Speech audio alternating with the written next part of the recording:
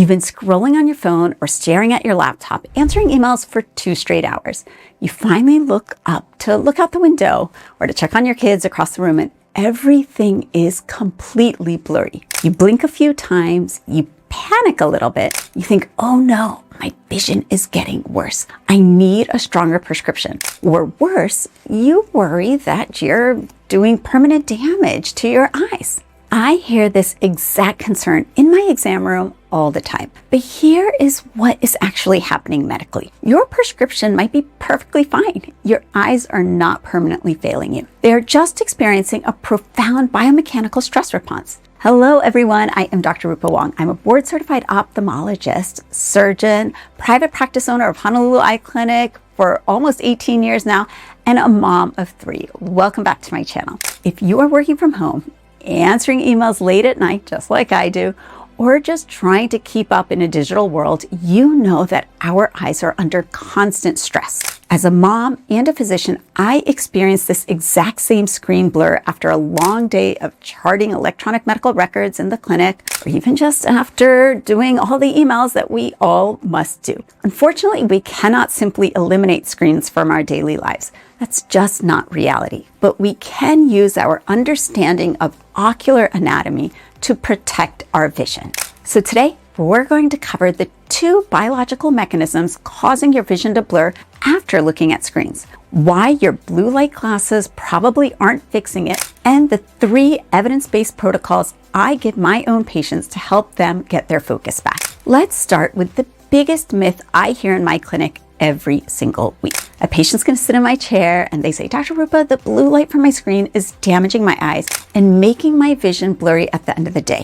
We used to think that blue light was the primary culprit in digital eye strain. It makes sense logically. Screens emit high frequency light, so our eyes feel tired, so it must be the blue light. But large clinical studies show us that blue light from consumer screens, like your phones, your tablets, your laptops, does not cause physical structural damage to the human eye. And it absolutely does not cause that immediate blurriness you experience after a long Zoom meeting. Blue light can definitely disrupt your circadian rhythms, and I've done whole shows on this as well, and it disrupts your sleep cycles, especially if you're looking at screens right before bed. But it's not the reason that the room looks out of focus when you look up from your phone. So in today's episode, I'm going to review the actual causes for that blurred vision after you use screens, as well as what you can do about it. The real issue is mechanical. It's not what the screen is emitting. It's how your eyes are forced to interact with the device.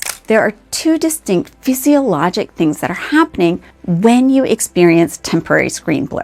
The first is kind of like an acute muscle cramp inside the eye, and the second is the rapid evaporation on the surface of the eye. So let's talk about the muscle issue first, because this is the symptom that usually scares people into thinking that their vision is rapidly declining. I remember this happened to me in medical school when I was studying intensely. I looked across the room and I thought I was going blind. Basically, what's going on is inside your eye, situated just behind the colored part of the eye or the iris, there's a circular band of muscle, which is called the ciliary muscle. This muscle is responsible for controlling the shape of the lens inside your eye. The lens is what helps focus the light onto the retina. So when you look at something far away, like looking down the street or staring at a mountain, this ciliary muscle is completely relaxed. The lens is flat, and then your eye is in its natural resting state. But when you shift your focus to something up close, like your smartphone or even a book, that ciliary muscle has to go to work. It actively contracts, and this contraction changes the curve of the lens. It increases its optical power so you can sharply focus on the text right in front of you. This entire process is called accommodation. You can basically think of it like holding a heavy weight in a bicep curl. If you pick up a weight and hold it for a few seconds, your arm handles it easily. But imagine holding that weight tightly in a flexed position for 2 straight hours without ever putting it down. When you finally try to lower your arm, it's going to be stiff, and the muscles will probably shake a little bit. You ever get those quivers? It will not straighten out immediately because the muscle is locked in a state of fatigue. And that's exactly what's happening inside your eye. When you stare at a screen that's situated just 12 inches from your face for prolonged periods, The ciliary muscle is in a state of continuous sustained contraction. In ophthalmology, we call this accommodative spasm. The muscle essentially gets locked in a very close near focus position. So when you finally look up across the room, the ciliary muscle is just too fatigued to relax right away because it cannot release that contraction. Your lens stays curved, keeping your eye focused for up close, and that makes everything blurred for far away. You're basically experiencing a temporary state of nearsightedness. So now, we have to compound that internal muscle cramp with the second major issue, the disruption of your blink reflex. Normally, humans blink about 15 times a minute. Blinking is incredibly important. You might not realize it, but it's how we distribute a fresh, even layer of tears across the eye, which is what keeps the surface smooth and protected. And actually, an adequate tear film is responsible for a large percentage of the clarity of your vision. But clinical research shows that when we are engaged in visually demanding tasks, especially on digital screens, our blink rate drops dramatically, often by 50 to 70%. So we experience something called incomplete blinking, where we just stare entirely. This is really drastically different than when you are in conversation with someone. So when your blink rate drops, your tears evaporate rapidly. The surface of your eye dries out. And that's why this can be actually very disruptive to your vision. Your tear film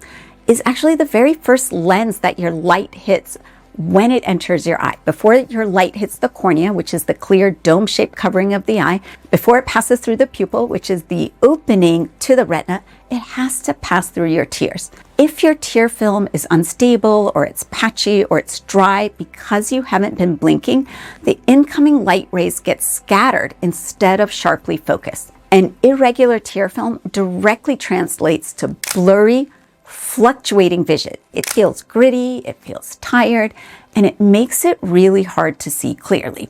So you're dealing with two things. You're dealing with an exhausted, spasming muscle internally and a dry, patchy optical surface externally. And so it makes perfect sense why your vision feels compromised when you've been on devices for long periods of time without breaks. Now that we understand the anatomy of the problem, let's talk about the clinical solutions.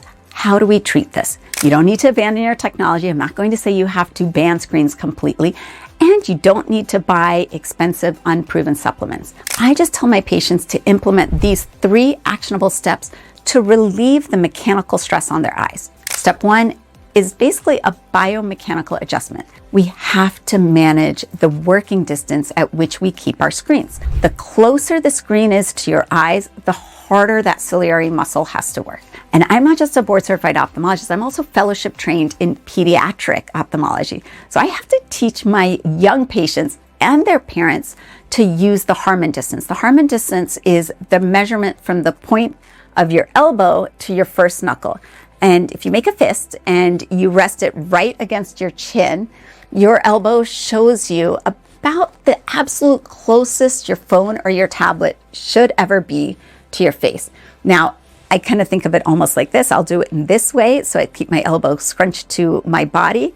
So your phone should not be any closer than this.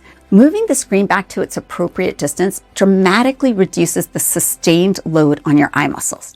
Step 2 is the accommodative reset. You probably heard of the 20-20-20 rule, but I see a lot of patients doing this slightly wrong. The standard advice is every 20 minutes. You should look at something 20 feet away for 20 seconds. The secret here is that you actually have to let the ciliary muscle fully relax. Looking up from your laptop to check a text message on your phone does not count. Looking at, even your screen or something that's up close, or reading a book or a magazine, that doesn't really count either, even if you're off screens. That's simply shifting your focus. I want you to look out a window. I want you to look down a long hallway or focus on a distant tree.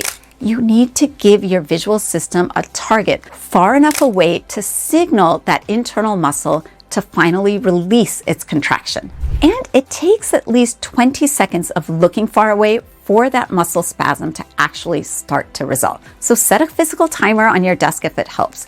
When it goes off, look out the window, blink naturally a few times, and let your eyes recalibrate. It doesn't have to be every 20 minutes. It can be every 10 minutes, or you can actually incorporate whatever works in your work routine. That's been shown in studies to be the most beneficial. Step 3 is stabilizing your tear film. If you know you are sitting down for an intense session of computer work, or if your teenager is logging on for hours of homework, proactively managing this is going to be key. So keep a bottle of high quality preservative-free artificial tears right at your desk. I always tell my patients to specifically look for the words preservative-free because that means then you can use it as often as you want. If you buy a preservative bottle, which is fine, you can only use it a maximum of 4 times a day. Try to avoid the over-the-counter formulas that promise to get the red out. Those redness relief drops, they contain ingredients that just constrict your blood vessels, and they might make your eyes look white temporarily, but they often get a rebound effect, leading to chronic redness. And that actually can make the dryness worse in the long run. It's not treating the underlying problem. So all you need is simple, hydrating, preservative-free artificial tears. You're going to find them in these single vial uses. You'll just open them up, put a drop in each eye, and then you throw it away. So that's how you know it's preservative free. Just start your deep visual work doing this every day, and you'll be able to create a healthy tear film. And use them periodically throughout the day to keep the surface smooth and hydrated.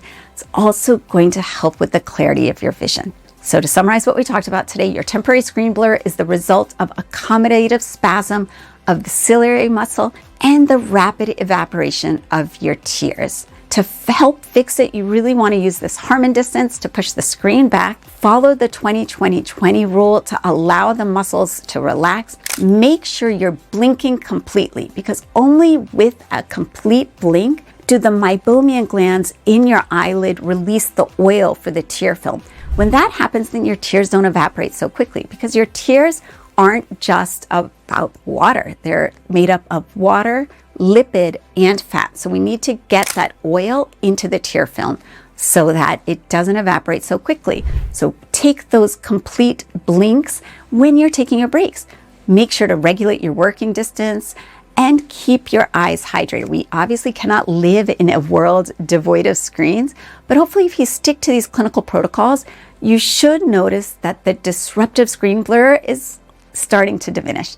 If you're a parent or you're concerned about how all this chronic near work is affecting your child's long-term health and why we're seeing such a rise in childhood myopia, I'm linking to a couple of my videos below. You can definitely sign up for my newsletter where I send helpful screen tips to parents about how to manage screen time. I've got a 12, 14, and 17-year-old, so they're all on screens as well. I'm not saying ban screens completely. I try to incorporate those helpful tips in my newsletter. And before you leave, I'd love to hear from you in the comments. Be completely honest. What's your daily average screen time right now? Mine was definitely a little too high last week between vacation time and then also trying to manage emails and doing all the things that I do. So there's no judgment here at all. We're all just striving to build better habits. So click the link in my description to join my newsletter, and please let me know if there are other topics you are interested in seeing.